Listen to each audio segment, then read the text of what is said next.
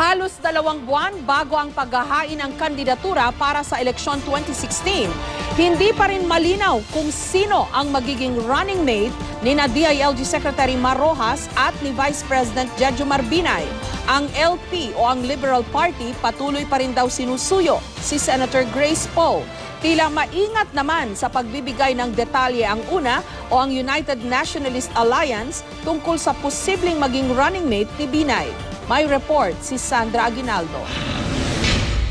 Kaya nating sabihin. Bilang na mga araw para makahanap ng makakatambal ang dalawang aminadong tatakbong Pangulo, sina Vice President Jejomar Binay at DILG Secretary Mar Rojas. October 12 to 16 ang filing ng Certificate of Candidacy. Isang buwan bago nito, simula sa September 12, pwede nang magsagawa ng proklamasyon alinsunod sa batas. Ang magkabilang kampo naniniwalang hindi dapat madaliin ang negosasyon para sa paghahanap ng bise.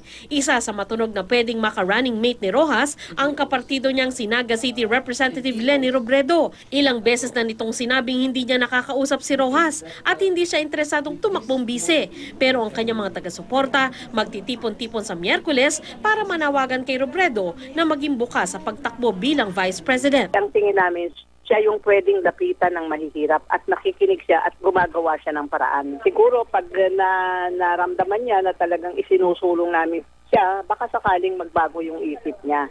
Pero ang kampo raw ni Rojas nakatuon pa rin ang paningin kay Senador Grace Poe bilang katandem nito. Matapos nga mag-guest si Rojas sa unang hirit kamakailan, muling nagpalitan ng text ang dalawa. Kanina, inilahad ni Poe na hindi dito natapos ang kwento. Meron siyang isang pinasabihan na magkita kami muli pero hindi pa po sigurado ko anong mga araw yon. Yung pagsasama nila is the most ideal for our country. So, I'm just praying na in God's time, magkausap sila, magkasundo sila. Ayon naman kay LP President Secretary Joseph Emilio Abaya, wala silang ibang kinakausap hanggang ngayon para makatandem ni Rojas. Ang ideal na kasama namin si Senator Grace.